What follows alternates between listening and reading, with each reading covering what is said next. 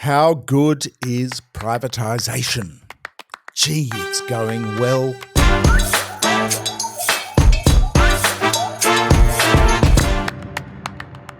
We just got to look at the latest set of financial statements for Northern Beaches Hospital, which is now controlled in the Cayman Islands by unnamed people.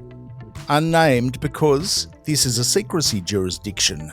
You don't have to disclose your directors or shareholders. This thing is in strife. Deloitte, the auditor auditing the company which controls the Northern Beaches Hospital, has just qualified the accounts for 2023. It is at risk as a going concern, according to Deloitte. That is the entity which owns it. NBH Holdco 2 Proprietary Limited. The appropriately named NBH Holdco 2 Proprietary Limited. Take a look at this little snippet. Here is the structure. These are just the subsidiaries. The corporate tree above it. Who owns what? It winds through 3 to 4 different entities before it gets to the Caribbean island dead end of no disclosure. Why do they do this? Why do they structure things like this? It's camouflage, it's secrecy, and it's tax. The guys that control it are not big on paying tax, not even 1 red cent. These are the principal reasons. It helps to ward off people like yours truly, pests, the taxman, public servants, the public in general. You will notice from this snippet that NBH Car Park Operator Proprietary Limited, as trustee for NBH Car Park Operating Trust, is separate to the hospital. It is in a separate entity. Why is that? Because car parks are dead set winners. Unimpeachable trustee monopoly income. You don't want that government gift mixed up with tricky hospital revenues. No doubt it is to skive out of tax as well. These guys are tax dodging champions. But to get to the nub of it, and I declare a personal interest, I'll probably die in this place because it's my local and they closed Manly Hospital and Mona Vale Hospital for property developers. So it's a monopoly. Gets all the medical traffic on the Northern Beaches.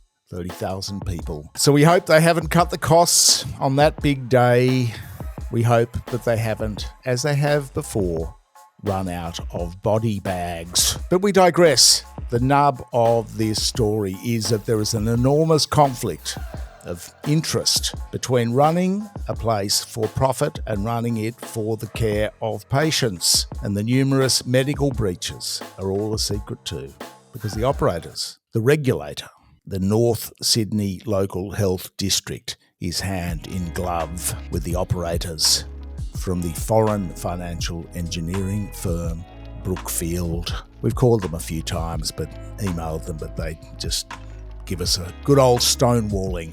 And so it is. The complaints by doctors and nurses, and there are many, about cost cutting, severe cost cutting, medical staff, security staff, the failure to deliver what they promised, such as mental health beds many years ago. All these things are anecdotal. There's no disclosure of them by the hospital. But we do know, thanks to the annual filing with the corporate regulator ASIC, that the NBH Holdco 2 is in trouble. What sort of trouble? We'd figured this and assumed that they would have their paws out for more public money on the threat of the life of their patients. But the auditor has said there is a massive gap in working capital in the balance sheet due to large loans to another entity in the Brookfield labyrinth of companies. Yes, a loan to themselves, which is the problem, which puts the entity at risk. So revenue was slightly down last year. Hundreds of millions of dollars, about the same. There was no tax paid. The balance sheet's in strife, but they still trousered a tidy $261 million in management fees for themselves, probably off to the Caribbean. That income, that management fee income. And guess what? Despite the gory balance sheet and the cuff-linked privateers who control this thing, that is the guys in the city 20 kilometres away who have no idea about hospital management. They enjoyed a majestic increase in pay.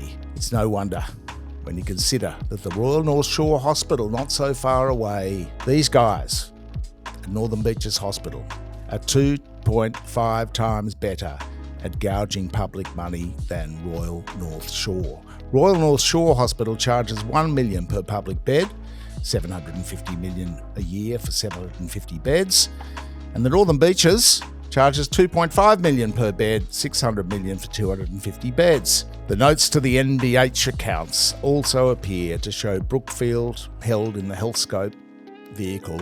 This is a result of the HealthScope takeover by Brookfield years ago in 2016. Favouring private patients over public patients. Revenue from public patients has fallen almost every year at the NBH operation, from $190 million to $184 at the end of last year, albeit in those same years, revenue from private patients has increased from $135 million to $163 million, a 20% increase. Bugger the patients, what about the profits?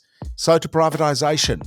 We ran a yarn last week about Macquarie Bank's privatisation of Thames Water, the biggest water utility in the UK, London, where the Mac bankers, those slick Mac bankers, bought the asset with other people's money, stripped out the cash, plunged in the debt, gutted the costs, and then got busted pouring raw sewage into the Thames, cheaper that way, and now it is going bust. And the Mac bankers are back. They're back with their hands out for a slice of the restructuring action, providing debt to the entity they've sent to the wall, providing more debt to it. But privatisation is efficient, you say, because competition. Competition, though, does not happen in monopolies. And if you look at Qantas, $3 billion of our money during COVID to keep it going, or the electricity grid, largely privatised, transmission, the gas transmission, ludicrous prices there and complexity. The toll roads and Transurban, almost like outsourcing the tax system.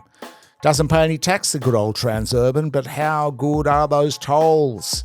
And now the government is pitching in to subsidise the public to pay their tolls because the tolls are too high because they've done a dud deal with government, or they've done a great deal with government, and the government has done a dud deal with those men in suits. The helicopter view as a privatisation is an article of faith because the increasing privatisation of universities means there's no independent research about it. Where is the cost-benefit analysis to Australians? Has anybody done that study? Nowhere, it seems. Privatisation is a trend peddled by fee takers for a profit. In theory, yes, pure economic theory, it may work as long as it's not a government monopoly, but a public process is rare. It's all done in secret, as per the toll roads when they sell these things, and it's taxpayers and the public which loses. We live in the era not of capitalism, but of crony capitalism, secrecy and mate steals, where politicians just say, "Trust us, bro."